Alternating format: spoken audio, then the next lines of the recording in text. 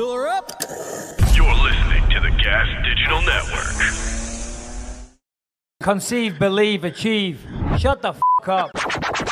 And new undisputed UFC Middleweight Champion of the world, Michael the Count Bisping. This is Believe You Me on the Gas Digital Network. Monday afternoon. It's the day after Sunday. Saturday, there was fights were on. There was fights on. Now we've got things. It's the day before Tuesday. I love Tuesdays as well, but still, more importantly, it's Monday. What does that mean on a Monday? Monday afternoon, specifically at 9 p.m. East Coast, Pacific Coast, 12 on the East Coast, 8 a.m. in London. What does that mean, Lewis? It means you get another episode of the #1 MMA comedy podcast on the goddamn planet Earth, the Believe You Me podcast. You're welcome, people. For free. You don't got to pay. God. Jeez, Louise, what more do these people want? You know what I mean? You got to listen to a couple ads here and there. Maybe that's it. Yeah, maybe. And we do hilarious ads, the best ads in the business, mind you. Literally the best ads in the business. You wait till these ads come up later. You're going to hear all about beef dicks later on. You're going to love it. You're going to love it. And listen, it could be a double entendre. Maybe you like a beef dick. I like a beef dick, but I like a certain type of beef dick. Anyway, that sounds weird, and I'm going off the plot. Welcome to the show, everybody. It's an episode of Believe You Me. It's a Monday. We're all good. Lewis, you're smiling. How are you, buddy? I'm feeling good, man. I feel very good. I've had a pretty good few days hanging out with my kid, having a good time. Nice. Loving life, baby boy. Traveling this week, coming out to San Diego this weekend. So very good. Very good. San Diego. I do believe that means a whale's vagina. Is that what that is? Apparently so. You never seen Anchorman? I actually, you know what? I've never seen Anchorman. Oh my God. Because that's just a stupid, terrible, predictable joke. Anytime. To be honest, Mike, the translation has been lost for centuries. Yes, but scholars say, yes. That's actually what he said. You've never seen that, Lewis? I've never seen it. I really haven't. I thought I had, and then I watched a little bit of it recently. I was like, I've never seen this fucking movie. And you call yourself a comedian. Wow. Yeah. Crazy. Welcome to the show. Obviously, we had an incredible force at lightweight at the weekend, Islam Makhachev. Just pronounce that name, Lewis. How about you pronounce my name, Bisping? Luis J. Gomez. Racist. Actually racist. Actual racism, everyone. J. Gomez. You didn't have to say it like Speedy Gonzalez. Yes, I do, actually, because... Luis J. Gomez. No, because at the UFC, right, and I've actually pushed back on this for quite some time, right? When somebody speaks in an accent, we have to say in their accent, like, I'm trying to think of an example. Do you know what I mean? But like just because they say it a certain way because where they're from, they say ra. They roll the R's, so they do it. Or if they say like Mateusz Gamrot, he fought at the weekend. Mateusz Gamrot. It's like, well, I'm English. I'll say Mateusz Gamrot. He says Mateusz. You know what I mean? But that's probably because of where he's from. If you look at it, the way it's spelled, Mateusz. But still, so yeah, I'm just saying it. Luis J. Gomez from Puerto Rico. I understand why the UFC says that, though. It's only because, like, you want to create brand recognition. And if everyone's saying their names, because honestly, I thought it was Makhachev. I got to be honest with you. I've been saying Makhachev up until the fight this weekend. And then, who was it? Who was on with you? Was it John Anik? John Anik and Paul Felder. Yeah, and then they were like, Makhachev. And I was like, what? No. So it's the same with Khabib. Right, you don't say the K. It's supposed to be Habib or Habib, right? And John Anik's obviously so professional. He truly is one of the best in the business. He's very inspirational to work around and see, just like the energy that he has and the passion for the sport. He's a good dude too. You can tell. He's the best. He's a great guy. He's infectious. He's very, very smart, very funny. He's great, but he takes his job very seriously. Which is good. He should. And like he was talking about how we have to get his name out at the top of the show. It has to be Makhachev. So I'm thinking in my mind, it's Makhachev. And I couldn't do it. And people on Twitter were like, look at Bisping, take a shot every time he struggles to say Makhachev. Because I noticed you started calling him Islam. Yeah, I was like, fuck that. Abandon ship. He's got a first name, baby boy, and it's a lot easier to say. Islam. We're going to go with Islam as opposed to Makhachev. Makhachev. Makhachev. brother, listen. And I did this on the broadcast on Saturday night. Brother, listen. And Callum was like, Dad, you can't fucking do a Dagestani accent when you're commentating. I'm like, why not? It's a little bit of comedy relief. Anyway, we're going to get into all that shit, but I just wanted to, anything you want to talk about, Lewis, before I tell a little story? Not a story. No. Please bring up a little story. There was the one thing that you actually sent it through as well. I thought it was a fun story to talk about, but we can get into it maybe later on when we start talking about the fights, because I think it kind of relates. It's more sports related anyway. Let's talk about that later. No, we'll get into it. But this is a story from last week, but I was just talking about it on Sunday night at home, sat around the fire pit. We had a nice barbecue. I said, remember that? And it just gives me anxiety to talk about. And I'll tell you when to roll the tape, Brian, not just yet. I sent it through. Excuse me. So in Santa Ana, city near us, 20 minutes away, whatever, the buildings, I don't know why they would design them like this, but a lot of the buildings, the square structures, and they're very, very close to one another. They're not joined, but there's a tiny little gap, right? And at the top of the building, the gap is 12 inches. And at the bottom, it's only 8 inches for whatever reason. And some woman, I'm assuming she was homeless and perhaps she has some kind of drug problem or whatever. She's totally naked. She's on the roof. She's taking a little nappy poo-poo in the middle of the night. Why she was naked, I don't know, but it's been hot lately. So anyway, but in the sleep, she rolls off, I think, this is my theory anyway, and she falls down the crack. And she falls all the way down and she's trapped between two concrete buildings. And the space is 8 inches wide, Lewis, right? She's in the middle of the front and the back. She's slap bang in the middle, 8 inches. She was there for hours and hours and hours. And then the next day, some of the workers that worked there, they could hear, screaming, right? And they're like, what the fuck? They're looking around. They thought, and eventually they look down the crack. They're like, oh my God, there's a woman there. But how the fuck do you get a woman wedged? She can't drink, she can't eat, she can't do anything. All she could do was scream and just... Like, I'm claustrophobic. How long was she there for? She was there from they got her out at 5:30 in the afternoon the next day. I think she was down there from the nighttime before. That was imagine my God, dude. Between concrete, right? But how the fuck do you think you get her out? You can't send a hook down and just hook her up. You're gonna scratch her to pieces. You're gonna inflict a lot of pain.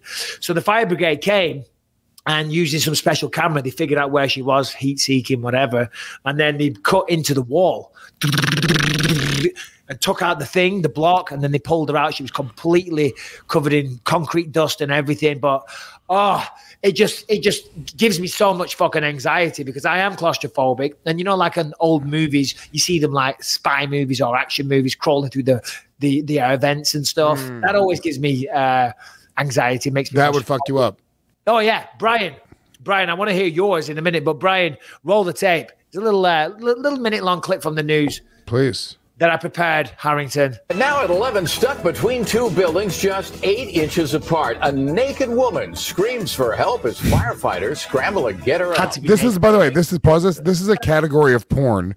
Stuck porn. It really is. I swear to God, it's called stuck porn, where a woman's naked. I shit you not. And she gets stuck under a bed, or she'll get stuck like in a crawl space, and somebody comes behind her and happens upon. I shit you not. It is. It's called stuck porn. Are you saying that this is a Brazzers scene gone wrong? Yeah. They all legged it. The cameraman's like, well, she's fucked. She's stuck down there. We can't save her. Just get out of here. Brian, roll the rest of the tape, please, buddy. Colleen Williams, the bizarre rescue unfolding this afternoon in Santa Ana. NBC4's Hetty Chang with the rescue and the mystery of how that woman ended up there in the first place. In between the noises and sounds of their Santa Ana auto body shop this afternoon, William Dower and his brother heard something strange. My brother heard somebody crying or screaming from the back. We thought it just the neighbor's crying because he lost his dog. It wasn't Jesus, and it was no animal. It's a little extreme, love. Just tone it down a notch. But crack on, Brian. Crack on. You keep it going, but you can pause it for a second. But if that's the sound of somebody that lost their dog, they need to fucking get some help. Bro, you've never had an Alfie. When Alfie fucking died, that was times 10 out. What? That was you. And when Dito died, even though I'm not religious, I'm like, this one's for you, Dito, if you're up there, buddy. So yeah, if you lose your dog, you scream and you cry and you get upset. Play tape. Roof and from the side of the building. Rescuers cut through the thick concrete wall to save the woman. They stuck a camera into these holes to better guide them. dish soap on standby to help with the rescue. Still the big question tonight out of so many big questions is just how does one lose space? We're going to give you some perspective and walk over Look here at this, to show you. Fire officials believe that she got in through the roof. Up there, they think the space is about 12 inches. But down here where she was found, it's 8 inches wide. She was just right inside here, as you can see. She looked like she knew exactly what 8 inches was. That was too far. She was scrunched in there sideways. Bit of respect. About This poor 2 lady's hours in, suffering, rescuers Lewis. managed to pull the woman out. You see her arm here covered with dirt. Oh, The no. unidentified woman was conscious when she was pulled out. She did not have any obvious injuries. Okay, here she comes. And was rushed Just to very UCI Medical psychologically Center bruised. in Santa Oh, Ana. dude. Anyway, you get the One idea. time, Can you imagine that, though? a friend, as a joke, like he dared me like get into the trunk of the car, and I was like, "Oh, I'll get in, ha ha ha," and then he closed it, and then he started driving. I almost lost my mind, dude. Like shrieking and thrashing and pounding. Like it was, and I was in the car. It felt like an eternity. I was in the car for maybe 30 seconds. Brian, it was Robert Kelly, who's been on this podcast before. And for those people that aren't on the production side of this podcast, Brian just put in the group message, that's not your friend. Listen, in terms of an ordeal, an experience where you're going to get out, you're not going to die, but it's definitely going to traumatize you for quite some time. That, what happened right there, has got to be pretty up high on the list. I don't know. What does it for you, Lewis? What is like, not an irrational fear, because that's pretty rational, but like, what is some fears? Because I'm claustrophobic. What about you? I'm massively claustrophobic. That's why doing jujitsu at first, as soon as I would hit the ground, I would be like, holy shit, I felt like I was like, I couldn't breathe. I felt like there was a car on top of me. It was fucking crazy. Yeah, So that's because you were in a triangle choke. I'm massively claustrophobic, but I'm extremely afraid of heights. Extremely afraid of heights. Like I really get nervous. I told you I brought James to one of those like skywalk things in the mall, and he went up, and I went up with him for 10 seconds, and I was like, "Fuck this!" And I went down. I could, and I was harnessed. There was no logical reason for me to do that. Jumping from cliffs, it always takes me like an hour to jump off the cliff. I'm really, really scared of heights. Yeah, but that's a rational one, to be honest. You know what I mean? You should be scared of heights. It's weird because when you're young, and we spoke about this recently, you don't realize the danger. But as you get old, you're like, no, so much can go wrong here. In fact, I saw this morning, and by all accounts, this is a fake video. But if you're scared of heights, it's still pretty trippy. Brian showed this one. It's a theme park ride in South Korea.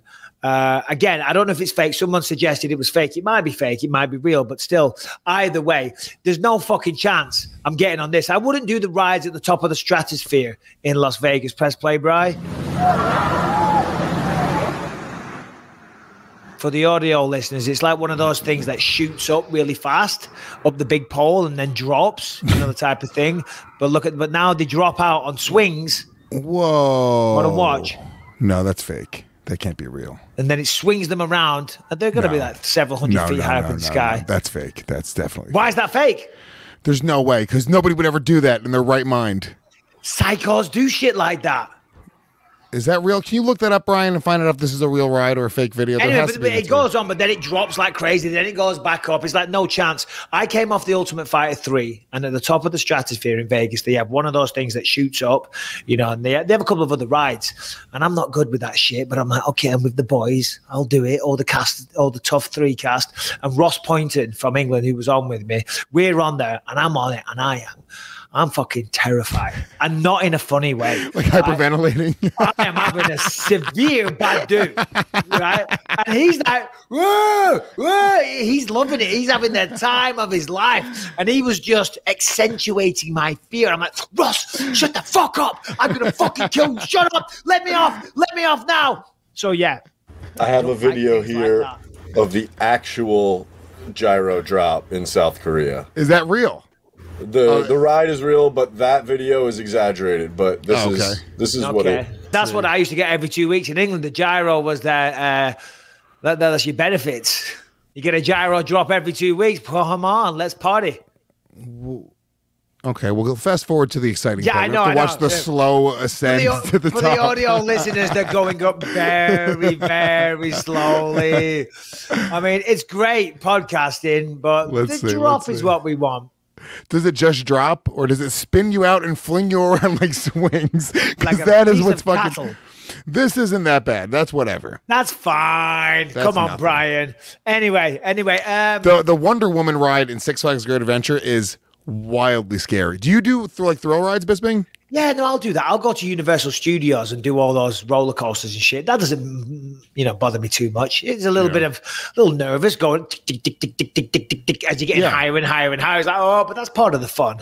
You know what I mean? Right, exactly. Well, that's it. Like, I enjoy that, but I enjoy the strapped in, like, but it still scares me. And like, if you go online, you can find stories of so many accidents where they're like testing new roller coasters and fucking. I remember one girl got her feet chopped off on one roller coaster. It's like it's crazy. So that when you read that stuff and you go on these rides, you're like, what is going on? You know what you got to say? And anybody listening to the podcast, you got to go watch it. And maybe I don't know if it's going to mean as much to you because you're not from this area, but it's a great. See, xenophobic.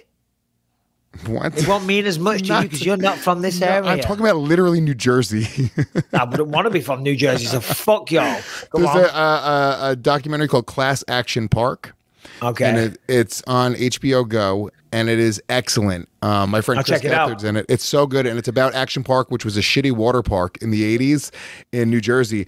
And it was like everything was so dangerous. People were getting hurt regularly, and there was all of these lawsuits, and it was just a whole documentary made about how dangerous the rides were. They had all like the teenagers that worked there. It was absolutely crazy, but I'll check it out. Part of the thrill. Yeah, I'll check it out. But still, yeah, there you go. Insects as well. There's another one that I don't like. Kind of irrational fear because they're fine. I am fascinated by insects. I like to watch them. I like to get close and just observe them and see because they're weird. If you watch, these documentaries, nature wildlife programs and stuff, and David Attenborough. There's some great programs on that David Attenborough's been a part of, but still all of them, they're fascinating. I love to watch them. They're literally like aliens from outer space. The shit that they do, it's just fucking insane. But if one of them touches me, oh no. That doesn't fly. I do scream like a little girl. Yeah. I'm not very good like that. I used to have nightmares that an earwig was going to crawl into my ear, and because I saw like some stupid show as a kid where the earwig goes in and touches fibers on your brain or in your ear canal, and the person goes crazy. I'm sure that doesn't happen, but yeah, always been scared of that. Yeah, that's not really rational either. I'm terrified of bugs. I can't even kill a cockroach. If I see a cockroach, I'm like, oh no. I save them. I save their lives. No. I try. And then they go breed and make more fucking cockroaches, so I should kill them. But I do. I save. Hey, on our balcony right now, we've got a nest of birds, right? And when I first heard about it, Rebecca said, oh, there's a nest in the gutter on the balcony. I thought, well, we're going to kill the fucking nest. I said, we can't have that. We can't have like fucking nesting. And she said, no, what are you talking about? There's eggs in there. Anyway, there was 3 eggs, and the eggs have laid, and there's little keep. So we've been like spying up there now and again, but you got to be careful because if the mother and father see it, they'll fuck off and leave the nest, But Rebecca can't help but go up and film. Is that really true, though? Well, I think so. I don't know. I heard that as well. But I think a chat with a bird. Okay, I'm like, yeah. So what are we saying here? If I take a look, you're gonna fuck off. You're just gonna shirk your responsibilities and leave those chicks to die. I think they just say that to kids so kids don't fuck around with them and you feel bad. I think if you went over near the nest, the fucking mama bird wouldn't give a fuck and they'd still come back. Well, blame Rebecca then, if that was a stupid comment, because that's what she says. But she's still going out there and doing it. She's flaunting it. That was like, they used to tell us when we were kids that there was a special chemical in the pool. So if you pee, it would dye the pool a different color. Yeah. Who doesn't have a pee in a pool now and again? Certainly the ocean. Who doesn't have a poop in the pool? Let's get crazy. Every now and again. All right, Mike, let's just take a quick second and thank Paleo Valley for supporting today's show. Look, we've been talking about it forever. I love beef jerky. You love beef jerky. If you're on a low-carb, high-protein diet, if you want a quick snack on the go, you probably are already addicted to beef jerky or some sort of beef sticks, some sort of tasty, salty treat that is nice and easy and quick and filling and mostly healthy. We think it's healthy, right, Mike? But they're not always healthy. Listen, if you're addicted, I mean, that's a strong word. If you're addicted to, not Paleo Valley, because you could get addicted. It's that good. It's that tasty. It's that good for you. And without a code, it's that cheap. But if you're addicted to gas station beef jerky, you're a beef dick. You're not a beef stick. You're a beef dick. And listen, let me tell you, why is grass-fed beef so important? Well, it contains more calcium, magnesium, potassium, zinc, phosphorus. We could go on all day. It has higher levels of B vitamins, specifically thiamine B1 and riboflavin. Listen, that's boring. But what we do know is gas station jerky has all the bullshit. It has hormones, MSG, mechanically separated chicken. It's just not good for you. Guess it what? Doesn't taste natural. It tastes like it's plastic. It's chewy, it's hard, it's gross, stinks your car out. This doesn't stink, by the way. It tastes delicious. The dogs love it. The kids love it. I love it. Everywhere I go, little Paleo Valley beef stick. Again, beef stick, not beef dick. I do not carry around beef dicks. I carry around beef sticks. They're great on the go. They're good for the kids. Lucas absolutely bloody loves these things. They are fantastic. 100% grass-fed beef sticks are the only beef sticks in the USA made from 100% grass-finished beef and all organic spices. Plus, we use the world-old method of fermenting the sticks so they are shelf-stable without the chemicals or the questionable ingredients. Listen, Lewis, how did he take advantage of this offer that we have? Well, I'll tell you right now, you should be paying more money for these unbelievable, delicious, amazing treats, okay? You should be saying, you know what, I'm willing to pay more money, but we are going to go out of our way to give you a discount. All you got to do is go to paleovalley.com, PALEOVALLEY.com, have them shipped directly to your door. You don't have to go out of your house. You don't got to go to the supermarket. You don't got to go down to Best Buy or wherever else you're buying your beef sticks. I don't know who's buying beef sticks at Best Buy, but that's a lot of bees. Beef sticks at Best Buy is not what you want to buy. Go to paleovalley.com. Enter the promo code BELIEVE15. You save 15% off your entire order. We're basically giving these to you 15% off. Promo code BELIEVE15. Get them from paleovalley.com. Stock up. Who knows when the world's going to end? Get enough for the family. Enjoy your day. All right, where were we? Anyway, all right. Islam Makhachev. Say it, Lewis.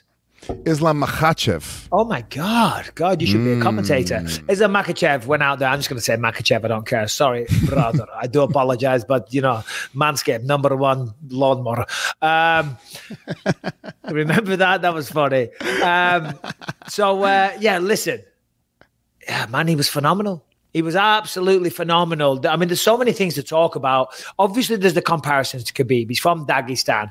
And did you see that feature that they ran on Saturday night? If you only saw the main and co-main, you might not have saw it. I didn't see it, no. Oh, dude, it's mind-blowing. The village that they're from in Dagestan.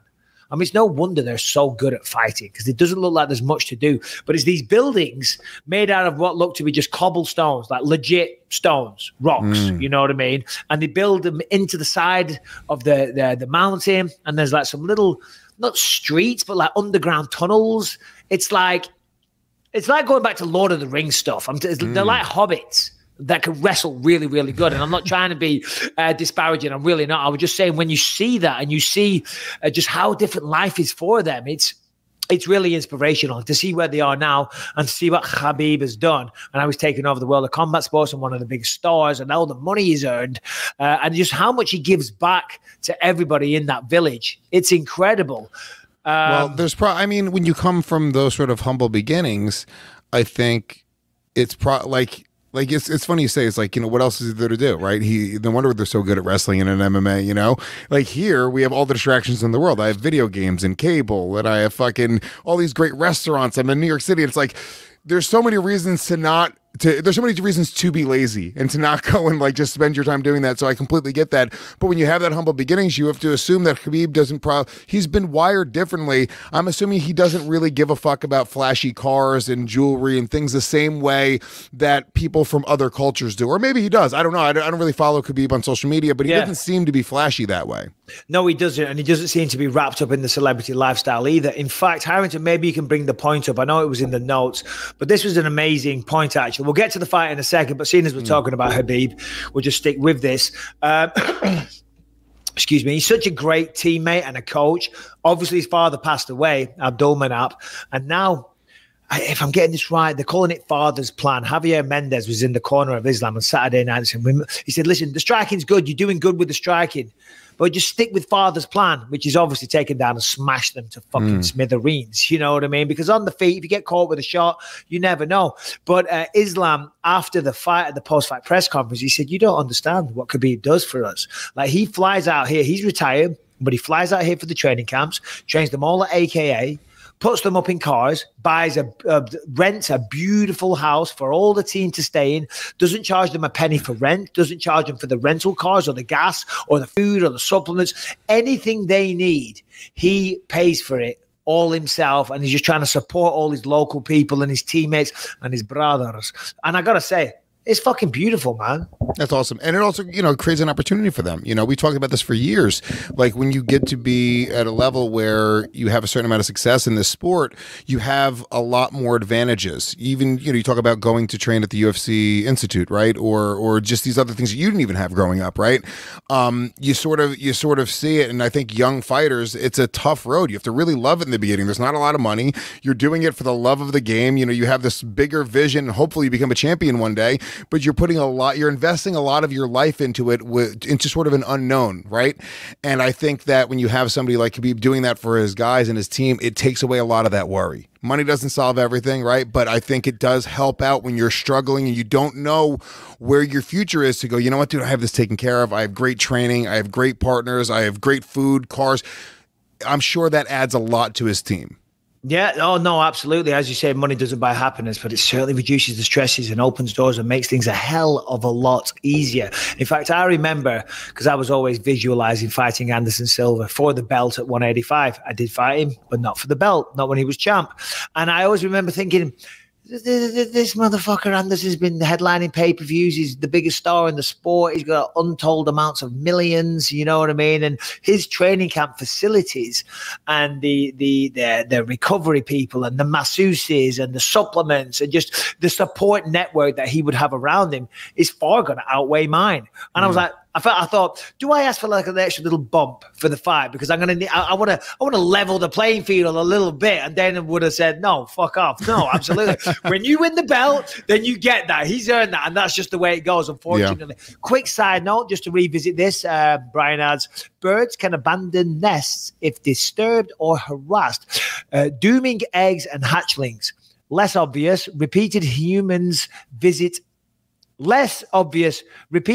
visits close to a nest or nesting area can leave a path or a scent trail for predators to follow. So Rebecca was right, you were wrong, and I actually didn't have an opinion either way. Anyway, Islam Makhachev. So, listen, everyone knows about his wrestling, the comparisons to Khabib, the style, the same coaches, same background, all the rest of it.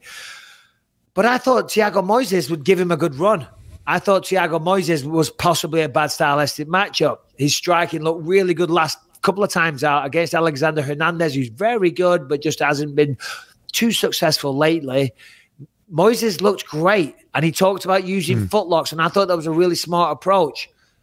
But he couldn't get shit going on Saturday night. Makhachev was great on the feet. In fact, he landed more shots. He was the better striker, and the takedowns, he took them with authority. And then when he got on top, I mean, he was so good. Yeah, and that's something that I guess he said before the fight. He was like, look, I just know I'm on another level from this guy. And it was very obvious. He sort of just walked him down. And, yeah, it was a very, very impressive performance. I was impressed with the striking. I thought he was going to just, take him down. And he just seemed to be really in love with throwing high kicks, like really, just sort of standing in the pocket, trading, throwing hard shots. It was great. He seems very well-rounded. And it was dominant. It was really, really dominant. You said something during the fight about Moises. His back foot was sort of against the cage the whole time, and he just backed up and stayed stationary. And I just think he was really at a loss for what to do. He seemed to be a little bit in a trance because of how good Islam was. Yeah, well, Islam's certainly, obviously, the better fighter, but I do think that, to your point, that kind of affected him a little bit. It was kind of like a deer in the headlights. He's like, oh, shit. He's like, oh, God, what do I do here? He's beating me on all aspects. But the point I was making was he was allowing himself to get backed up to the fence every time. And you're fighting a guy that wants to take you down. Being against the fence is the last place you want to be. Number one, if someone's trying to shoot or take you down, you want to be moving. If you're a moving target, you're harder to hit or harder to shoot on. If you move to the side, they're going to shoot on fresh air. But if you're up against the fence, that makes somebody that's a very, very mediocre wrestler, makes him a good wrestler. Most of the time when I took people down, it was against the fence because you don't even need to know how to be a wrestler. Remember what we were drilling when you came down to Costa Mesa? I was showing you just go in, you just lower your base, you get your hands around the backside, you pick them up in the air, you put them fucking down. It's easy. Also, with the fence behind you, you can't sprawl, you can't back off, you can't do anything. Whereas on the flip side, the person that you're fighting, if you do anything to trouble them, they've got the entirety of the octagon behind them. So they're clearly in the advantageous position. So was it a rear naked choke? Remind me, I called the fucking fight. It was. Yeah, it was. And if I'm not mistaken, Moises was a high level jiu-jitsu guy, right? Oh yeah, no. Phenomenal jiu-jitsu, very, very high level. Makhachev went out there, defeated Makhachev, beat him very soundly. And I don't know, is there any negatives you'd say? Because some people, I saw people saying, it was kind of boring, but if you think so. No, if you appreciate the finer nuances, the grappling that was on display, that was very, very high level mixed martial arts. I really enjoyed it. I think he's going to have a bright future. He called out Rafael dos Anjos afterwards. He actually said he was going to call out Tony Ferguson as well, which I thought might have been a better call out. But who do you want to see him fight next? And Harrington, jump on, give your opinion. Yeah, please. And I'll say, just to answer your other question about whether or not it was a boring fight, I thought that he was very dynamic. I thought he was showing a lot of diversity in everything he was doing and keeping his opponent guessing. And it was really interesting to watch him systematically break the spirit of Moises. Like, you watched it happen. There was a moment where, like, in the third round where he was just like, dude, he wasn't, like, he knew it was like, this is happening. And yeah, he probably could have come on a little bit stronger a little bit earlier, but you can't fault the guy for fighting a perfect fight, wanting to, stretch his legs, get more rounds in, get more cage time in, work on his striking. I mean, if I'm Islam Makhachev, I'm going, that was a damn near perfect fight. And he got the finish after going into the later rounds. That's what you want. Yeah. Oh no, of course. That's absolutely what you want. You want the finish. Had it been 5 rounds, maybe there would have been a bit more negative backlash. But is Harrington around? Harrington, if you're there, come on. But he said there was 4. He's in Harrington. He's in Harrington. Nice one. Good one, Lewis. Harrington, raise the microphone, turn on the microphone, and maybe be prepared to speak when I stop. But you were saying there was 4 performance bonuses added on Saturday night. Wasn't aware of that. Thank you. As soon as the fight's finished, I jump in the car and get the hell out of there. But who were the recipients? Okay, so you had Rodolfo Vieira, black belt hunter, Miesha Tate. You had Billy Quarantillo, got fight of the night. That gentleman, Gamrot, whose name you said earlier that I can't say, for his submission over Tausch, defeated Jeremy Stevens with that Kimura. And then the first fight on the prelims of the night, the winner there got a bonus for a quick knockout. Oh, well, that's nice. I wondered if Islam, that's why I asked you there. But still, first fight of the night, obviously lower on the pecking order. Always lovely to see one of those guys get the bonus. You know what I mean? It doesn't. If you're the first fight of the night, it doesn't always mean that you're like the lowest ranked or, but generally that's a spot. Who do you have the name right there? I don't have it off the top of my head, but generally, when it's your first fight, maybe it's your debut, maybe was it Alan Bordeaux and he took on Rodrigo Nascimento. Yeah, that wasn't good, and that wasn't racist. You nailed it. Not at all. I was just excited because I remembered Nascimento. Yeah, good. Well, good. Yeah, if you pronounce the Korean zombie, if you're like, oh, the Korean zombie, like that would actually be racist. So that's what they kind of want you to do with all these other cultures. All right, but let me. No. Well, you're right. But Rebecca. Chen Sung Young. No, you can't do that. Rebecca had a good point about this because just recently we were watching something on the news and they were talking about something in Germany. And the news reporter, I don't know if this is German, but she was doing this and it was no problem. You know why? Because it was a white person to a white person. You know what I mean? But if it was white to black, whatever. We're just having fun. We're just trying to enjoy ourselves. Don't be so fucking sensitive. Harrington, anything else to add before I tell you to get off the screen? You can add something. Yeah, there was one other big name that Islam Makhachev brought up. It's while he was being interviewed by the post-fight team. Michael Chandler made his debut on the analyst desk this weekend. And Makhachev said, hey, I know you're here in an analyst role, but, you're coming from Bellator. Everybody says you're the guy to beat. Let's do this thing. And Chandler immediately decided to put that analyst hat back on and just talked about what a great performance he had. But he did say that he believes American wrestling could beat Sambo. So, that fight could be, somewhere down the line. No, that's really interesting. I'm glad you mentioned that. I didn't see that. But, yeah, Michael Chandler, nice guy. Met him for the first time at the weekend. Obviously, he was working the desk. Here's how you know that somebody's in fight shape or they just fought recently. You know why? How do you think I'm going to say this? What do you think? What's your guess? What's my guess? I don't know. I don't have a guess. No, it's okay. I wouldn't have one either. I'd say, I don't know. Just fucking tell me. No. So I walk in on Friday. Saturday, pardon me, and he's in the makeup room. The makeup room's like a communal room, you know, people going in and out. The lady there, she's touching us all up so we don't glare on camera and stuff like that. That's mainly what the makeup's for. People go, oh, makeup. It's like, no, we're on TV and there's lights, and the lights bounce off your forehead, kind of like Lewis's right now, and it's distracting for the viewer, so that's why they do it. But anyway, he's sitting there. Normally we're all suited and booted, and then we get our makeup on. Chandler, shoes on, pants on, topless, sitting there in front of the mirror, you know, fucking flexing like, and he's in great shape. He's in great shape. We're like, oh my God, here we go. Here's how you know someone's in shape. Gotta say, Michael Chandler, what a lovely guy. First time I ever met him. Nice guy, very, very nice guy. Thought he did a great job at the weekend. Well done, buddy. Congrats. Get him on the show. Let's go. Yeah. Let's do it. I didn't want to fucking the first time I meet him. Hey, Chandler, nice one. Hey, buddy, podcast. Let's go. He'd be like, fuck you. I've listened to a few episodes. You picked against me. It's an opportunity for him. It is. It's a big one. It's a huge opportunity. The believers, let me tell you something, believers are for life. Every time we have a person on this show, all the comments are, you know what, I didn't even really care about him before that, but now I fucking love him, dude. We turn believers into fans of these people. So Chandler should be looking forward to his appearance on the Believe Me podcast. And also, I'm really interested in that fight. It's a great fight. And I like the fact that Islam Makhachev is calling out big fucking names, unlike Sean O'Malley. Oh, well, yeah. I mean, don't. I don't want to hate on Sean. Sean's doing great things. But I'm saying this is the way it should be, dude. Islam's got all this hype. He's the fucking man, dude. And he's coming out and he's calling out all the top dudes, all the guys that, like, that is a belief in yourself. Dude, Islam Makhachev versus Michael Chandler, you would almost say, like, all right, probably Islam should slow his roll and call somebody a little bit lower ranked. But no, dude, this is the perfect fight. No, it is. It is. And you're right. It is a great observation by you, Lewis, but I'm not jumping on the bandwagon with that. Wish Sean the best. Can't wait to see his next fight. But you're right. You do raise a solid point, Your Honor.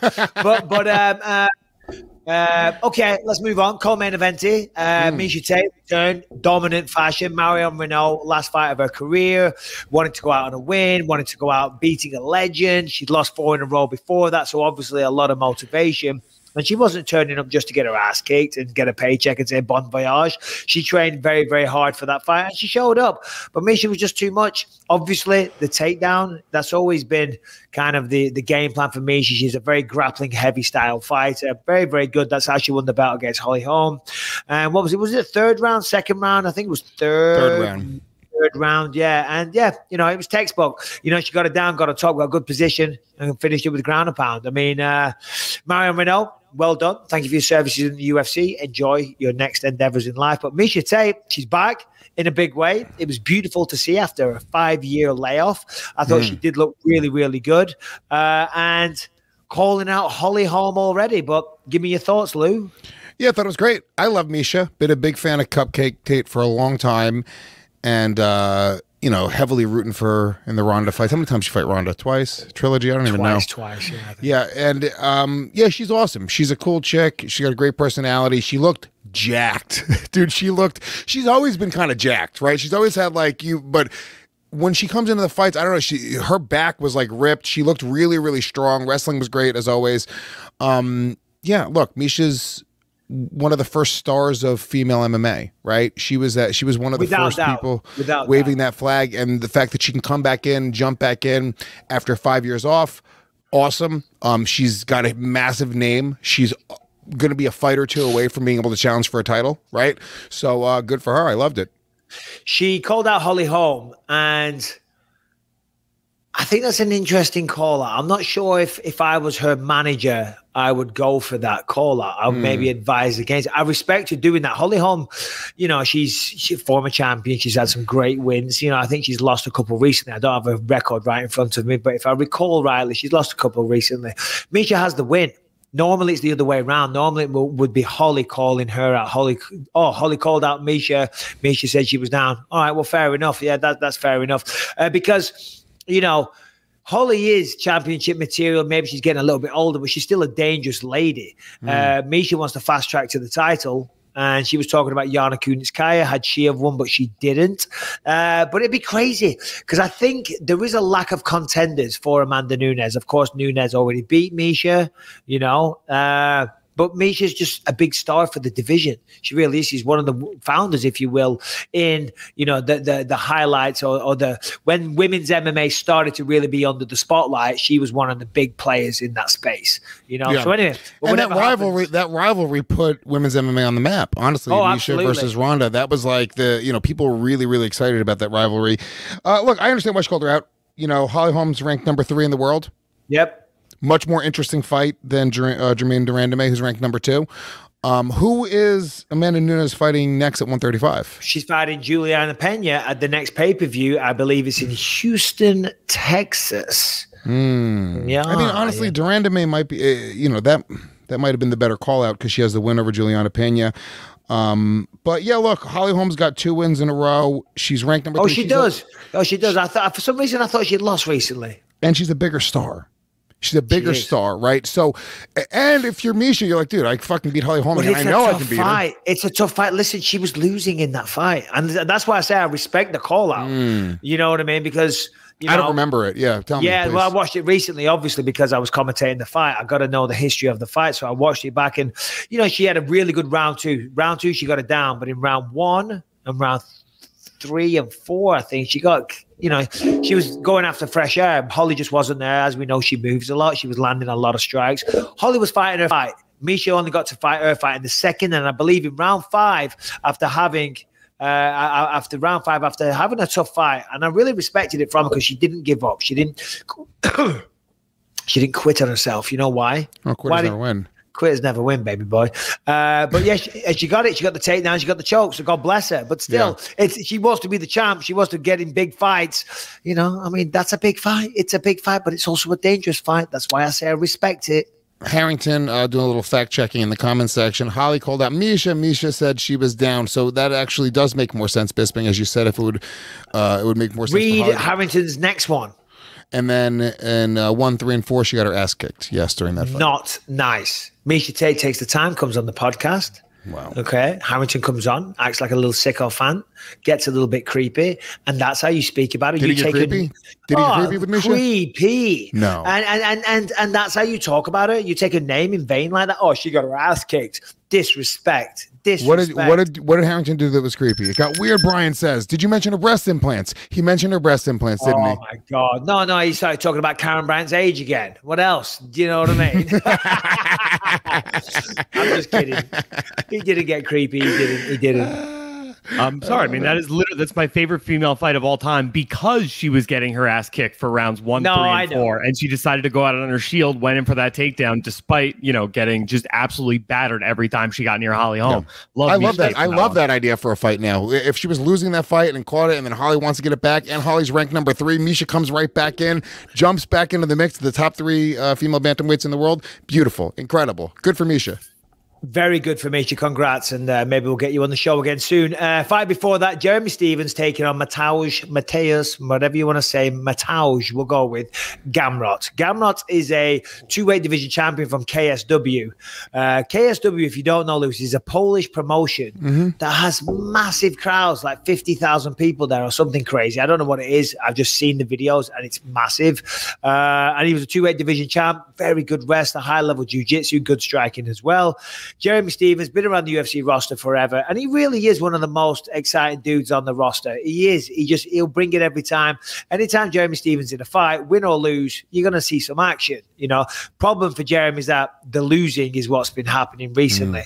Now, we spoke to him, and he said, I haven't had a drink of alcohol in 8 months.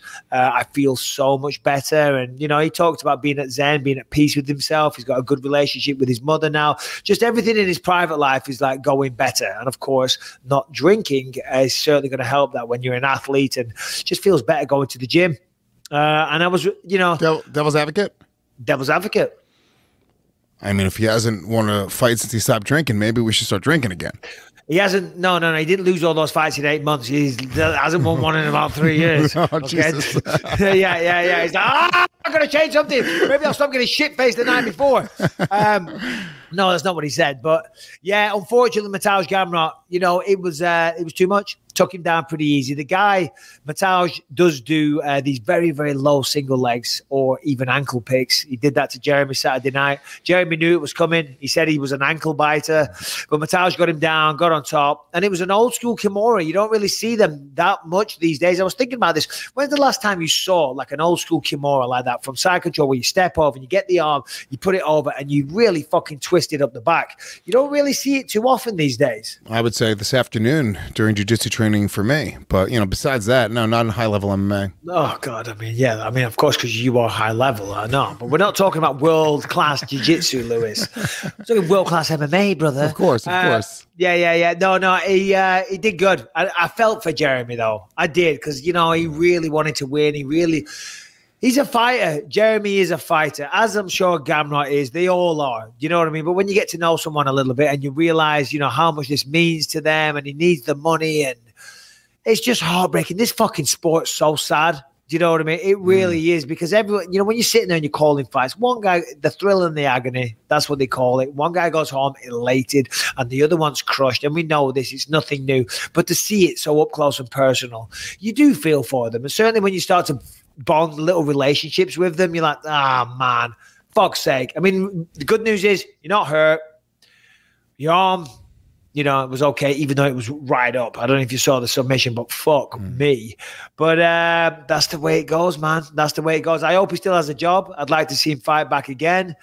But, well done to Mateusz Gamrot. Yeah, I mean, Jeremy's the type of guy that, look, I don't know. He's 0-5 with 1 no contest, 0-5 with 1 no contest in his past 6 fights. It's, it's rough. But he is the type of guy where he's exciting. No matter what, he comes in, he's going to make an exciting fight with anyone. So he's the type of guy that makes these, like if you look at the guys who he's lost to, Calvin Kattar, Yair Rodriguez, Zabit, Jose's old school, but this is a guy who's making these young guys look fucking great in exciting fights.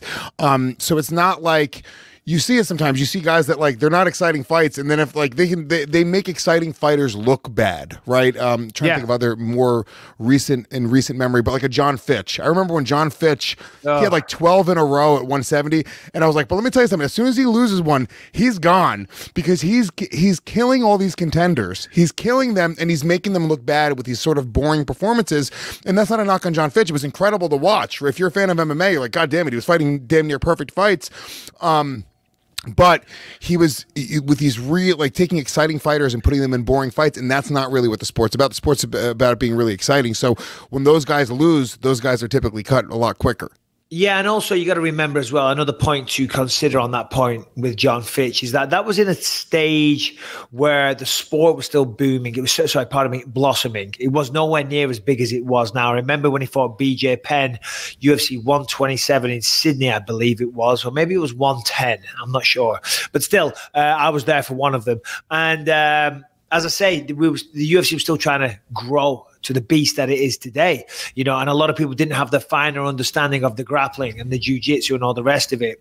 It's still 127, still, it's still healthy into it. But I think over the last few years, it's really grown massively. Now people kind of appreciate the grappling. Look at Islam Makhachev, but he's getting finishes. Look at Khabib, but he was getting finishes. Not all the time, but most of the time. But still, they're huge stars now. But I think back then, you're right. I totally agree with your point. But it also was because the public didn't really buy into all of that and didn't really appreciate it. There is a learning process when you start watching mixed martial arts to appreciate what you're seeing. When I first really got obsessed with the sport, UFC 40s, I would say, right now the Chuck Liddell Randy era is when I really got into it. Chuck Liddell, Randy Tito, Andrei Arlovsky, so whatever time that was, but the crowd would boo audibly when it would hit the ground. When it would just hit the ground. Forget even waiting for an exchange or it being sort of stalled out or lay and pray. I'm talking about they would go for a takedown and then immediately the crowd boo. And they had to educate the public. I remember old UFCs, there was a Mark Lehman would come on and give tutorials on jiu-jitsu in between the fights so people understood what they were watching. And honestly, it was really, for me, I loved it. I was like, this is the most interesting thing in the world. Me and Dave Smith were fucking slapping triangle chokes on each other in the living room watching the fights. But it was a very deliberate and very smart process that the UFC understood that they had to educate people. The commentary, the reason why Joe Rogan and Goldberg and these guys were so great was because they really understood how to lay it out for you, the viewer, and let you know what's going on, so you understood how exciting it was to watch the ground game. So it was a long educational process, but you see it now. I mean, the fans really appreciate great grappling now. Yeah, but that's what we do now as well. We have to explain to the listeners at home. I think that's why they like former fighters explaining it to them or calling the fights, because they can resonate with the fighter. They've seen them fighting, and if you can eloquate it or put it across quite as perfectly as we can, then fucking hell, why wouldn't you? I actually thought that watching you this weekend, you do a great job at articulating in real time. Articulating, that's the word I was looking for, not eloquenting or eloquating. I'm like, but you dickhead. You do a really great job at explaining what's going on, like in a very specific and technical manner, but in a way that the audience does get it. I thought that consciously watching the main event while you were commentating. Thank you, sir. Well, there's a saying, I don't know what it is specifically, but they say if you can't explain something in a basic way that other people can understand, then you don't understand it yourself. It's true. If you know, if you're like, you don't really, then you don't even know. You're faking it. Anyway, I want to talk about this. I'm interested to talk about this because it is a good talking point. Rodolfo, should I say, Vieira. Okay, he's a very, very high level jiu-jitsu guy. Was he on the prelims or the main card? And who did he fight? Oh my God, he fought Dustin. Someone. Dustin. That's it. Harrington, help me! I'm sinking. I need a life saver. Stoltzfus. Yeah, he fought Dustin Stoltzfus. He came to the UFC, Rodolfo Vieira. He was a 7-time Abu Dhabi openweight champion. He's a 5-time world jiu-jitsu champion. When you see the man, he's built like a brick shithouse. He's muscles on muscles, right? And when he came to the UFC, he was undefeated, and he would start a fight and he would pick motherfuckers up. He would slam them down, and he would just fucking take a limb or a neck. And it was like, whoa, this guy is a beast. This guy's going to go a long way. He's got potential championship material, you know what I'm saying? But then he fought Fluffy Hernandez, okay? I forget his first name. Anthony Fluffy Hernandez. And he got beat. And Fluffy Hernandez is, he's a tough, scrappy fighter, and he's had some good wins. He's had a few losses as well. And I thought, watching that, this is maybe a few months ago, by the way, 6 months maybe. I thought, well, this isn't a good matchup for Fluffy. Hernandez is going to get, he's going to get smoked here. It's not good. And in the first round, he got picked up, slammed multiple times. He had his back taken. He was in guillotines. He was in, you name the submission, the guy was going for them, right? But as I say, he's jacked.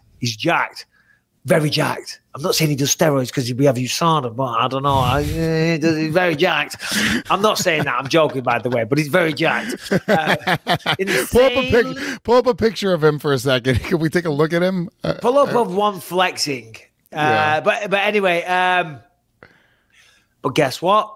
He started to run out of speed. He started like, if you don't get the finish and you're full of all that, you got all those big muscles, you know what I mean? It's hard because those muscles require oxygen and blood. And the more you use them and the bigger they are, it's more oxygen and more blood, and you're going to get more tired. And anyway, in that fight with Fluffy Hernandez, that's a terrible picture. That is not even him. That's not even him. Oh my God! Good job, though, Brian. I appreciate you trying. Up a picture of the most average body in MMA.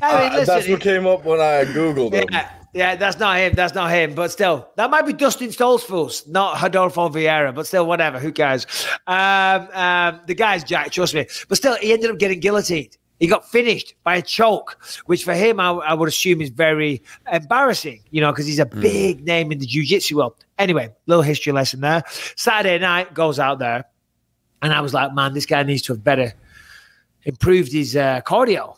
And they were talking, there he is. That doesn't do it justice. He's a big dude, trust me. He's very ripped, muscly. Yeah, he's ripped. He's got 13 abs. It's fine.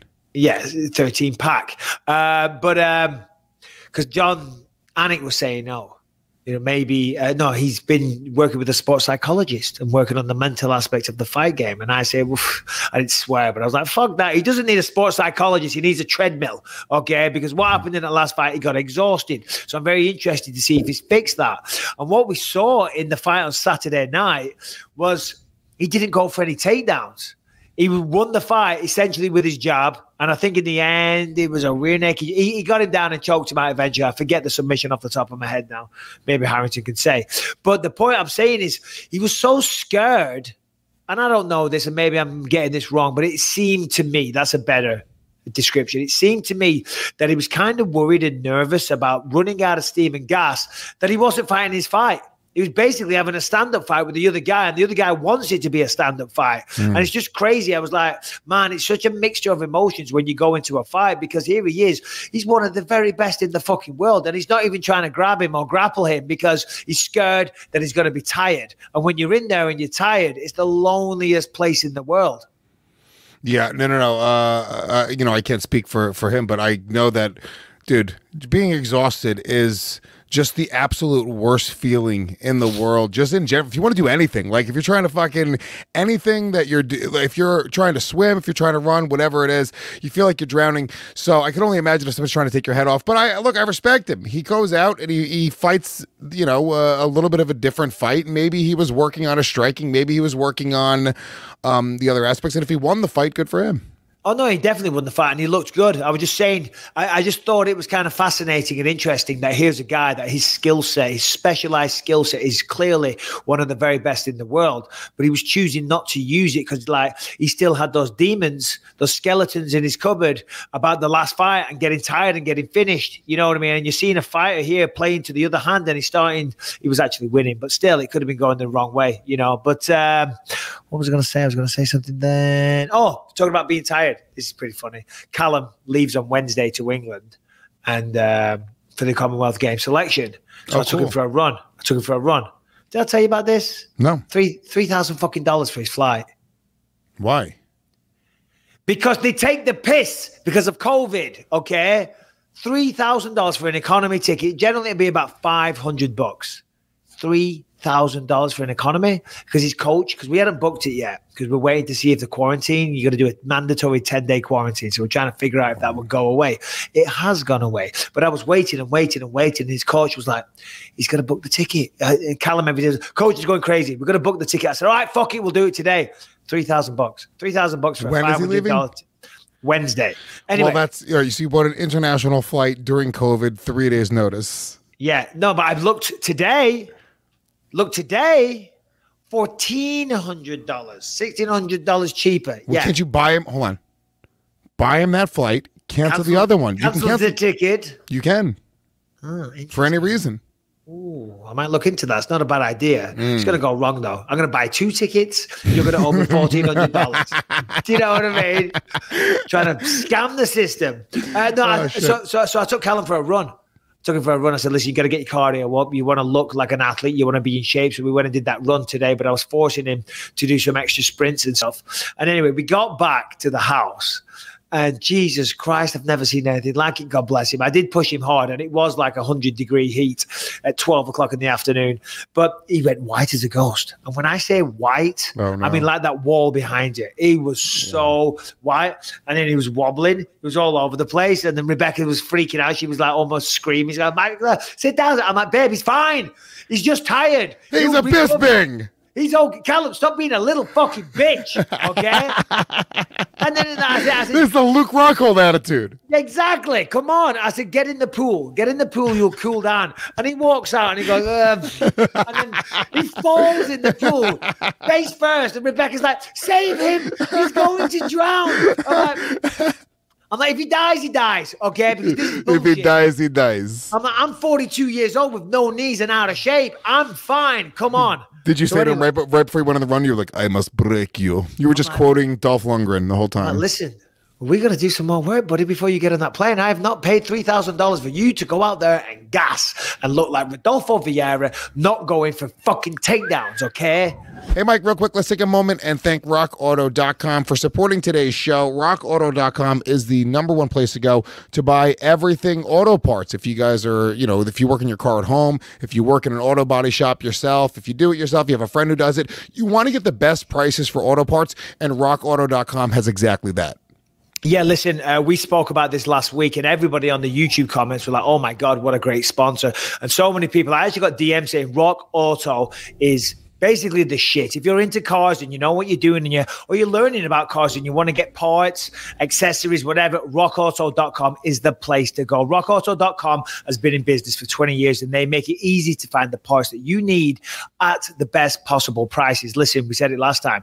People could be upselling you big time. I guarantee a lot of these smaller dealerships do that. A lot of the local backstreet garages, they're going to charge you whatever they want, but Rock Auto eliminate that. No more talking to counter guys who need to order your parts. They aren't really sure what you're looking for, never have quite what you need. And then after all that hassle, they will still charge you the storefront markups, as I said. At rockauto.com, you can easily find everything you need. And whether you're a mechanic, an auto shop, or working on your own car, everyone has access to the same incredible pricing at rockauto.com. So as I said, listen, if you're working on your car, you're learning about cars, whatever it is, you need something for your car, rockauto.com is the place to go if you want the cheapest price. Rockauto.com is the place to go if you don't want to get ripped off. But if you want to get ripped off, pay premium prices and just pay massively over the odds, ignore this ad. But if you want to save money, which I think you do, rockauto.com is the place to go. And guess what? No promo code needed, as their pricing is already that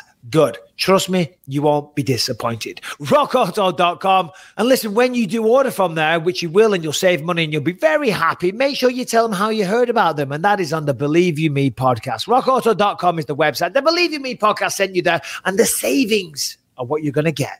Okay, let's get back into it. Anyway, let's do plugs real quick. If you guys love the show, go to our iTunes, leave us a 5-star rating, positive review, subscribe on our YouTube channel, hit the notification button, get a notification every time the episodes drop, which is Mondays and Thursdays, typically at midnight Eastern, unless some other shit happens, which happens sometimes. And you get the entire on-demand library, all the episodes we've ever done, all ad-free and uncensored in one place. GasDigitalNetwork.com. Use the promo code BYM. Get a 7-day free trial. Get instant access to the entire on-demand library for all the shows on the network. We got some live stuff coming up. Obviously, you can come and check out an evening with Michael Bisping, Tales from the Octagon, this October in the UK. I know Dublin is sold out. Very few tickets left for the rest of them. So don't wait till last minute. These shows are going to sell out. We got some big surprises with that. Trust me, I've been working on some stuff. Oh, you're going to love it. You're going to love it. And if you're not there, you are going to miss that. Trust me, I'll tell you what, there's something very special planned. But anyway, continue. Very cool. Please go grab tickets for that. And I'll be touring as well. MyTicket.co.uk is the website. I don't know if you said that, but you got tours coming up, Lewis. You know what? I'm going to tell you, we're going to do one better. We're going to put that link in the description on both iTunes and on YouTube. So you can just click on that link, motherfuckers. You don't got to remember MyTicket.uk. I don't need your fucking clicks. I don't need your links, okay? I don't need it, but you buy a fucking ticket, okay? LewisofSkanks.com is my website. I am touring right now. Brand new material. I'll be in San Diego this weekend. LA, Monday night, LA. There's a rumor Mr. Michael Bisping is going to be in the crowd for The Depraved at the Comedy Store on Monday night on the 26th of this month. Other stuff coming up, Uncle Vinny's Down the Shore and Stress Factory, Connecticut, going up to Saratoga Springs as well. Go to my website, grab tickets, and that's really that. Oh, grab the merch. BYM merch. Dude, I'm wearing some of it right now. BYMmerch.com, Devil's Avocado shirts. We've got hoodies. We've got all kinds of stuff. We've got new designs coming as well. But if you're a real fan, if you consider yourself a believer, then show it. Show the world. Tell the people. Subscribe. All that shit, but buy a fucking t-shirt. That's a great shirt, by the way. It should just say believer and then BYM podcast right on the back. Right on the top. Yep. We're gonna do it. We're gonna do it. But do you know what else is gonna do it? Weird segue. Doesn't make sense at all. But someone's going to get punched in the balls. Okay? And I'm not talking about Harrington when I see him. I think I will do that. I'm not talking about you in the midsection. You acted like I punched you in the balls. Somebody from the cast of Jackass. They're doing Jackass 4, 5, 6. I don't know. I hope it's not my mate Steve-O. Steve-O's fucking awesome. Did his podcast recently. Somebody, and Harrington put this in the notes. I know nothing about it. Please feel free to come on and explain. But this is ludicrous. This is crazy. They're going to let Francis Ngannou punch them in the balls as hard as they can. In the nuts for Jackass 4. That's insane. There's just Are we no sure way. it's as hard as he can? Because he's not going to really do it as hard as he can. Well, who's this? Is this Ngannou? Says that's the craziest thing that I've ever seen, man. I had to punch somebody in the nuts. Oh, he already did it. I did it the first time. They're like, no, listen, man. We know you people. We know we know that you're the hardest puncher in the world. It wasn't hard enough. So I was like, are you fucking kidding me? Like, I'm nervous. I don't know. I could have hurt this guy. He could have at least had kids or something. It's really small. I can't read, okay? Yeah, so did he at least already have kids? Yeah, I'm blind in one eye. It's just there. I'm trying to lean in. I'm trying to see. You're not helping me. You're making me sound foolish. All I was thinking, like, I wasn't thinking Islam Makhachev. I'm thinking, don't do a Francis Ngannou accent because now you're not allowed to do it, which is crazy. I don't like it. I don't like this world, but still, got to be PC. Harrington, come on, explain. You told us about it. Tell the people about it. Or don't. Yeah, so I don't have I don't have the name of the cast member who it was. All I have in that thing is, like I said, Ngannou hit him one time in the balls, right? And the production crew was like, no, you can do harder than that, and made him really do like Ford Fiesta traveling at 86 miles an hour on a dirt road to this guy's nuts. Oh my God, dude! Imagine getting a Chevy Cayenne right to the ball bag at 35 miles per hour in a school zone. A Toyota Prius going at a healthy pace, right? Your Uber driver takes his eye off the road for a split second, and where does he hit you? Right in the balls. Listen, I don't know, man. How much money would they have to pay you for Francis Ngannou to punch you in the balls as hard as he can? There's no way. There's no amount of money that would explode a testicle. Well, that would be my problem. Is like, wouldn't you be nervous that he would actually like do some real legitimate damage? His balls would look like I shouldn't say this, but I'm going to my little brother's balls when he was a kid. No, what happened? They got very swollen. He got big, massive balls. I don't know what they did. My younger brother, I'm sorry, Adam, if he's listening to this, but he won't care. He was about 8 or 9 years old and we shared a bedroom. So, you see these things. And he was very young and didn't care that he was exposing himself. But he had something happen. His balls swelled up. How big? About that big, which is very peculiar on an 8-year-old boy. Do you know what I mean? Did he freak out? Yeah, we were all freaking out. It's not normal. Listen, us Bispings were blessed. Making him show his balls to everybody in the neighborhood. Hey, John over the street, get a load of this. Come and say, hey, Adam, get your balls out. Show him.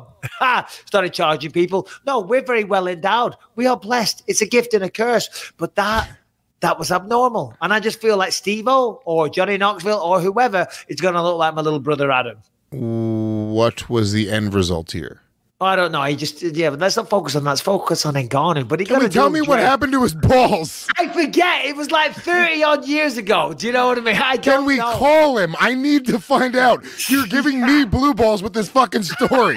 I don't know. I forget. It just dawned on me. Then I'd forgotten that even existed. But I'm like, wow, he did get gigantically swollen balls. I'll get him on. We'll get him on the next episode. Please, I want him to tell that story. That's incredible. I wouldn't do that. And if you guys remember Jackass, the first movie, they had Johnny Knoxville, I believe it was Johnny Knoxville, fight Butterbean. No, it wasn't kicked. Didn't he fight Butterbean in a china shop? I don't know. Yeah, that sounds like a racist term as well. You just don't know whether you're coming or going. But there was one where they get kicked in the balls. And there was another one where there was like a female Thai fighter that they went into the ring with and had like a real fight, and she fucked him up so bad. It was brutal.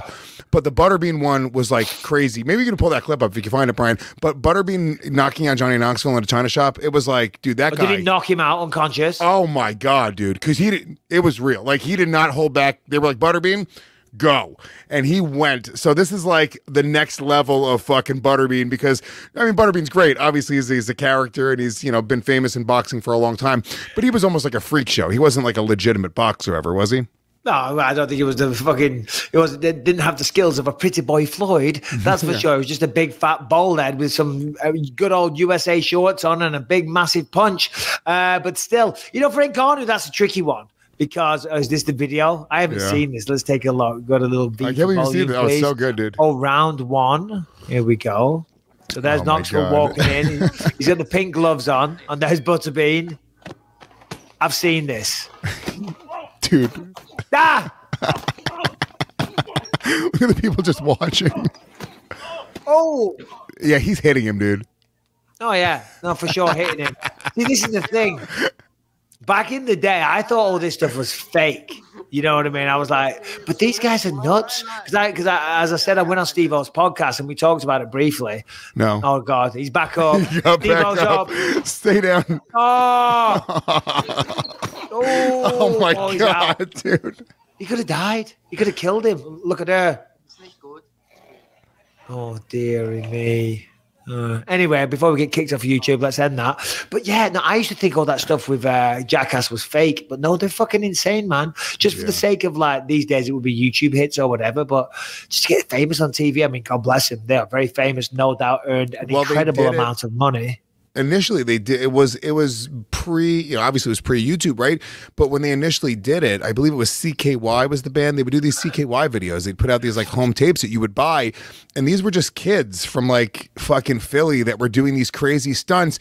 And Johnny Knoxville ended up seeing it and wanting to get a part of it. But it was like Jeff Tremaine and Bam Margera, who coincidentally they removed Bam, or they wouldn't invite Bam Margera to the movie, so he's been freaking out, and like he's got like a lot of problems now apparently.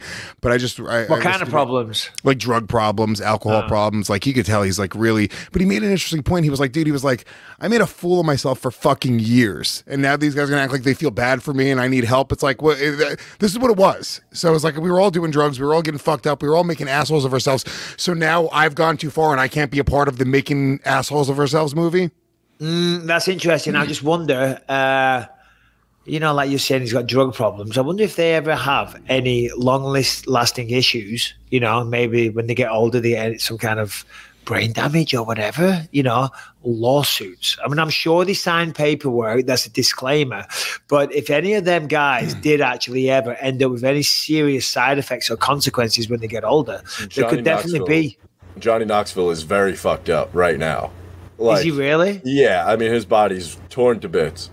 Yeah, I know the feeling, but still interesting because the people do make you sign disclaimers, but those disclaimers often aren't ironclad, and a good lawyer can get around them. But anyway, Francis Ngannou will pop your balls; they will explode like a balloon if he punches you with bare knuckles to the balls, to the testicles. It's a bad day at the office. Simple. Is there a number though? Is there truly a number?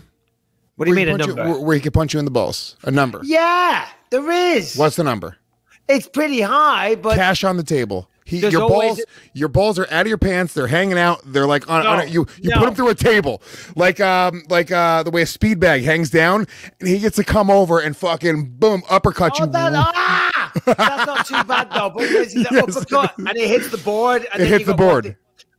Your testicles are going to explode. They're going to explode. Simple as that. What's the number to lose your balls? They're not designed to withstand that kind of impact. Do you know what I mean? I don't know what's the hardest you've been hitting the balls.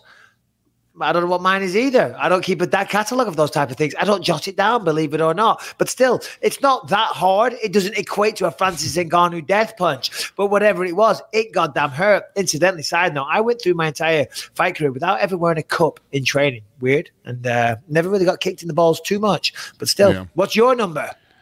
Oh. $1 million. Yes or no? No. No way. No way. Oh, that. Yeah, you would. Oh, shit. $500 million. $500 million. Brian, let's get in the real world. No, that's the real number. No, it's not. No, amputate my balls. No, bro. 500 Listen, no, bro. No. I guarantee. Listen, I do not have that kind of money, but I reckon if I had $5 million. I reckon if I walked to your house and I stuck $5 million on the table. In cash, in front of you. I'm like, hey, Brian, I know you're living at your mother's, okay? I know you need cash. I know you're going about that fucking AMC stock, and I hope it goes to the fucking moon. But never mind all that. I've got $5 million cash, baby. You boy, never have to work with Harrington again. You never have to think about fucking, you just $5 million. You invested all in AMC. It would really depend on the bills that you picked, because like you could fit $500 million into a back or $5 million into a backpack, If you pick the right bills. Yeah, hundreds for sure. Pull up $5 million in cash in hundreds. Brian knows far too much about this stuff. I do know this. When Dana White on The Ultimate Fighter, when they, you do the coaches challenge and they give you 10 grand cash.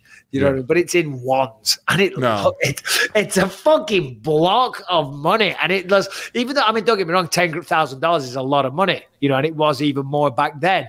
It's a lot of money. But when it's a block of cash like that, you feel like you've won the lottery, and you're standing there and you're like, yeah. You ever see, like, I think maybe they're in Vegas or somewhere. Sometimes you'll see it's like a glass company, and their like advertisement is it's like $1 million or $100,000 in cash inside of this like cube, and they're like, if you could break it, you could have it. Yeah. And it's like people they have a video camera, and there's people like throwing bricks at it, and they can't break through it, and it's a security company or something. But what's the most money you've ever seen or held in cash? Oh, I don't know. Not counting illegal activities when you were a nightclub DJ. No. What is that? That's $5 million in hundreds. Yeah, all right. So maybe you'd need like a duffel bag, but yeah, Brian. If that was in front of you, suck my dick. Brian, come back on. Right. So we're here.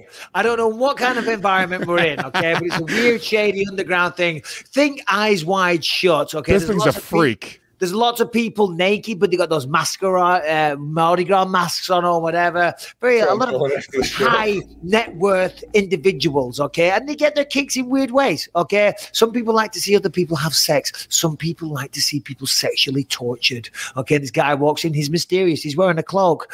Some refer to him as the Count, okay? Right. He's a Count from a foreign country, from Europe, maybe Poland or somewhere. But my God, he's got a massive bag of cash. How much is in that bag of cash, you ask? $5 million in $100 bills. And before they say to you, we need an answer, they say, listen, we want Francis Ngannou to punch you in the balls as hard as you can, and you can walk away with that money. But guess what? We want this woman here to suck you off first, and we're going to take the sperm, and we're going to keep the sperm. So if you want to have babies down the line, you can still have a kid. So you get sucked off, you get babies, you get your sperm frozen. What's going on with you today? I'm thinking about selling my house. I'm going to sell my house, and we're going to do this, baby. Okay? $5 million. You get sucked off by Rebecca. Okay? Jesus. You get sucked off. You can lower that price a little bit, baby boy. Or up the price, whichever way it is. Dude, there's no way you turn that down. Damn, dude, it's my balls. That's Francis Ngannou. They didn't. Dude, he just threw in Rebecca with an indecent proposal, talking. This is crazy. And I refuse it. They're doing it for free on Jackass. Yeah, I mean, I could probably. $5 million. Fuck it, I would do pretty much whatever for $5 million. Yeah, anything. Anyway, all right. What else did he say we're going to talk about? International Fight Week is back. That's awesome. I think in September something. There is 2 title fights on. Alexander Volkanovski. There is, I think it's Shevchenko. Someone, hold on. Let me find the part. Let me find it in the notes. International Fight Week is officially back. It will be the week of UFC 266 in Las Vegas, September. The card is 3 5-round fights with Valentina, Shevchenko, and Alexander Volkanovski defending their belts, plus Robbie Lawler and Nick Diaz. They're back in a 5-round fight. So stacked fight card. International Fight Week's back. That's going to be exciting. I hope I get to be there. And how often do we see that happen, though? Where it's a non-title fight, that's a non-main event, that's a 5-round fight. Well, Nate Diaz versus Leon, that's the first time they've done it in a non-main event for a 5-round fight, which was history-making. Some people ask some questions, but now they're doing it again with Diaz and Robbie Lawler. Rematch, 17 years in the making. Diaz knocked him out the first time. Look, I love it, okay? But one conspiracy theorist might say that... What might one say, Lewis? That the UFC really wants the Diaz brothers to have a shot in these fights. Well, I mean, yeah, I guess stylistically you could make that argument. If you look at them, they are literally triathletes. Do you know what I mean? They're known for the car. They have the opposite cardio of Rodolfo Vieira. Okay, yeah. They have the opposite effect. Yeah, the longer the fight goes on, obviously, the more it favors Nick Diaz. How is Robbie Lawler's cardio? I can't actually. I can't draw to my memory how he does in later rounds and fights. I think he's done pretty well. Robbie's a beast. Let me draw it from my memory. Got it. No, he never had a memory issue. He never had a cardio issue, pardon me. I have memory issues. No, he never had a cardio issue, I don't believe. I don't think it was something that people raved about, but he had many 5-round fights. He was the champion, you know what I mean? So he was a good athlete. I don't think he was like had superstar cardio, but I don't think he had bad cardio. So good, healthy, athletic ability. Diaz on the flip side, as we know, they do thrive in that avenue. They got great cardio. Paul Felder's doing it all the time now. He's training for triathletes. It's crazy what they do. Just bring it up, Harrington O'Brien. I think we've done this, whatever, who cares? It's like half a marathon, 25 miles on a bike, and like a 10-mile swim. I mean, that's fucking insane. That is cardio through the roof. Yeah, that's a lot. And yeah, you would assume that this is just a little, I think it's a little bit of an advantage for Nick. A little bit of an advantage for Nick. Obviously, it was a little bit of an advantage for Nate, right? Because Nate, you know, in the later rounds looked better and Leon started to fade a little bit. So, yeah, I would assume that this favors Nick slightly. But with Nick Diaz being off for as long as he's been off, I don't really know. The jury is still out. Who the fuck knows what we're going to see from Nick Diaz? Who knows how much Robbie Lawler has evolved, how much the sport's evolved, how much Nick Diaz, I don't want to say deteriorated because that's a really negative word, but I mean, how is he sort of stuck in time? Because it wasn't like Nick Diaz was beating everybody in the UFC on his last run. Well, he did well. He did very well against Anderson Silva. Yeah, he lost the fight. Unfortunately, Anderson tested positive. Nick tested positive for weed. And then he just went off and enjoyed himself. It seemed like he went on a 5-year bender. And it's great. I love to see it. He's in Vegas. He's in parties. He's in penthouses at 5 o'clock in the morning, surrounded by a bevy of beauties. He's smoking weed. He's drinking alcohol. He's doing God knows what else. Didn't see much training going on. But as I say, looked like he was having a bloody good time. So 5 rounds, it's a 3.9 kilometer swim, and it's a 181 kilometer bike ride, and a 42 kilometer run. Didn't know I was French and working on the Metro Euro fucking points, fucking metric system, kilometers, but whatever. I like miles, but it's okay. Thanks, Brian. Sorry, should I say? But yeah, I don't know. It's weird. 5-round fight, but hey, God bless him. I'm just excited to see Nick Diaz back. He does bring a lot to the sport. It's incredible. I'm so excited. What's the date of this fight? August what? September something. I'm not sure. Yeah, it's incredible. Yeah, I'm so excited. So excited. Huge Nick Diaz fan. So hopefully he'll come back and do some incredible things. And I'm a Robbie Lawler fan. Honestly, I'm rooting for Nick because I'm just such an old school Nick Diaz fan, but also massive Robbie Lawler fan. And this is such a great fight for them to make. I love these throwback style fights. Makes tons and tons of sense. And if Nick can come out and he can, you know, beat Robbie Lawler in impressive fashion, I think he makes a real case to come in and It's an interesting fight, obviously, because Nick Diaz beat him soundly last time. But in terms of, like, as you said, the throwback fights and Nick Diaz being like a guy with that kind of reputation that everyone just is attracted to, Robbie Lawler's the same kind of guy. Robbie Lawler is an old school dude. As I said, this fight is 17 years in the making, the rematch. You know what I mean? It's absolutely insane. And he was around. He was a champion. He was like an old school guy. And the fact he's still here fighting in the fucking UFC after all this time is nuts, as is Nick Diaz. So it's great. As we know, Dustin Poirier won the fight, the third fight with Dustin Poirier, with Conor McGregor, pardon me. And as we know, Jake Paul has been talking a lot of shit about Conor McGregor, and he actually had a necklace made. We never talked about this, and like, if you are a fan of trolling, did you not see the sleeping McGregor? I didn't see, but I think we did touch on it. I think that last time, I think during the press conference, he said he was going to send it to McGregor. Or he said just read out the note. So as you see here for the audio listeners, there's a very shiny plastic. I don't know if it's plastic, but it looks plastic. It's a doll. It's a figurine of McGregor. He's in the sleep position when Dustin knocked him out in the second fight. He's holding a bottle of NyQuil, and it's adorned in diamonds. It's got a chain on it. It's completely covered in diamonds. And he had that made for $100,000, according to Jake Paul. And he sent it to Dustin. Luce, you just want to read the Yeah, note? I can read it. It says, Sleepy McGregor, Dear Dustin, congrats for your much-earned victory. I love what you are doing with your Good Fight Foundation. You deserve this chain more than me. Good always defeats evil. Keep winning. Love, Jake. P.S. Tell Jolie I said hi. She's a badass. Yeah, all right, you know. I got to be honest, he's growing on me.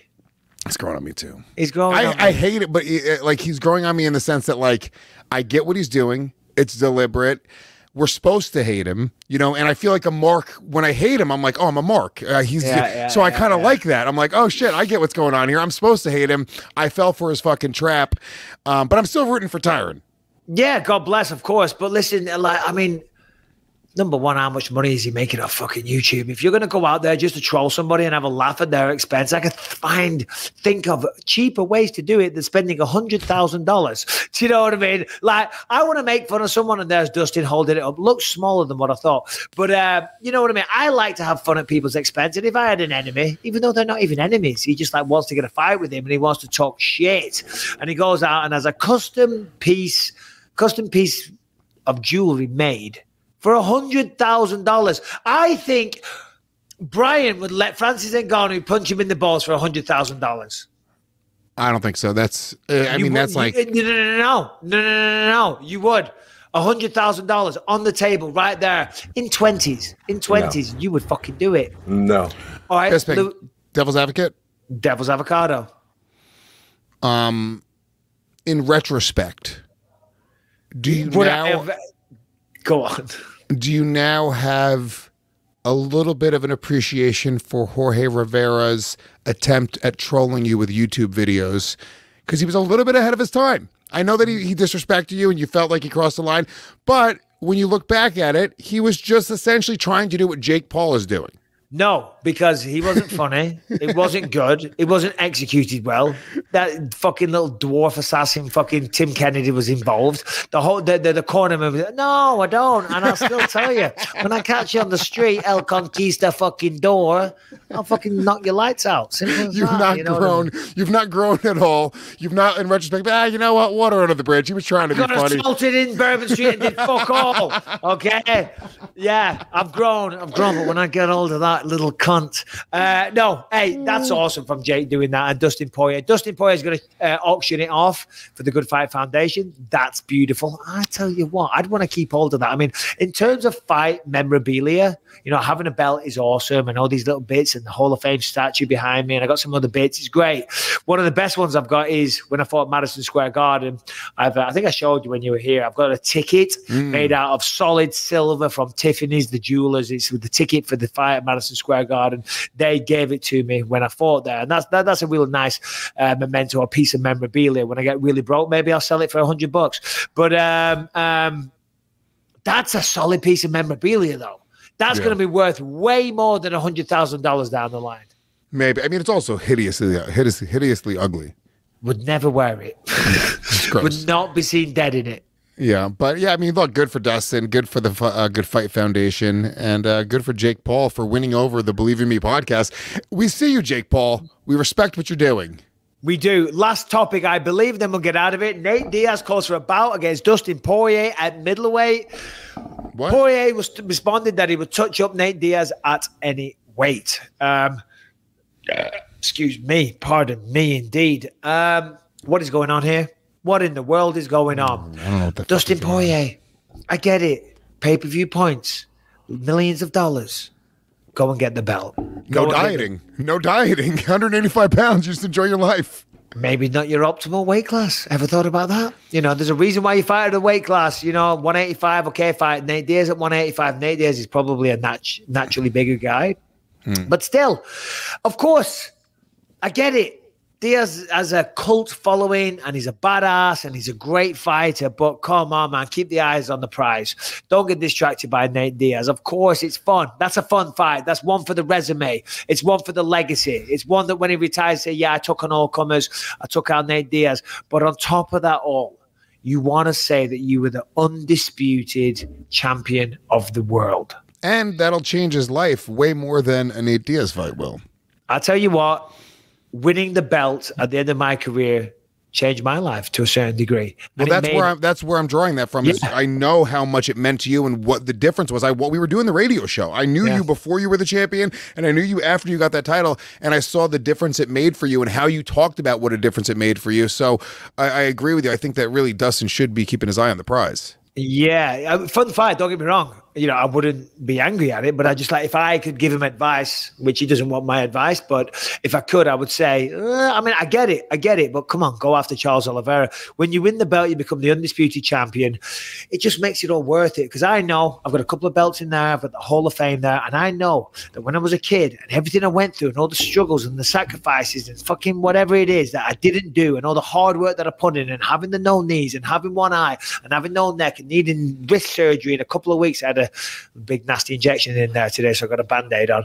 But it makes it all worthwhile, because when it's done, you can sit there and you can even fucking see the belt and say, that's why I did it. I was the champion of the world. Out of multiple, was it 7 billion or 4 billion people on the planet, I was number one. I was number goddamn one, and that could never be taken away from you. And it's the highest height. You can't get any higher. So as a mixed martial arts, you are the the champion of the world. You are number one out of every other motherfucker on the planet. You are the official. This ain't some shitty kickboxing tournament with 20 people. It ain't Callum's fucking jiu-jitsu tournaments at the weekend where he got double gold, by the way. Shout out Callum, gold in gi, gold in no gi. I think he had 3 matches. That doesn't make you world champion, but it makes him fucking good at jiu-jitsu, so shout out, son. That, the UFC champion of the world, you know what I mean? Okay, you can make arguments that perhaps someone in another organization might give you a good fight. Okay, all right, fair enough. But generally, the gold standard when it comes to mixed martial arts, and you can't argue with that, is the UFC. And being the world champion really means something that you can take to the grave with you. And also, not for nothing, Nate Diaz wins one fight at 155, they'll give that motherfucker a title shot. Let's get real. One fight, it could be a guy who's unranked making his UFC debut. If Nate Diaz beats him, well, guess what? You versus Nate Diaz, headlining a pay-per-view for the lightweight title of the world, does twice the amount of pay-per-view buys that it does right now. Yeah. Easily. Absolutely. And as you say, that if you run the UFC, you're in the business of having Nate Diaz in big fights. So as you say, win one big fight for the belt. All right, that's the show. What's that? That's a pretty long one today, so that's good stuff. Hope you all enjoy it. Thank you very much for tuning in. We'll be back Thursday with a preview of TJ Dillashaw taking on Corey Sandhagen, wrapping up all the big news. No doubt some funny stuff to talk about as well. But until then, Lewis, anything to add? No, thank you guys for enjoying the show. This was a fun one today. I thought we had a really good energy today. Yeah, it's good. I enjoyed myself. Hope you enjoyed it also. Tell your friends, please share all that good stuff. But yeah, mainly take care, and we'll see you on Thursday.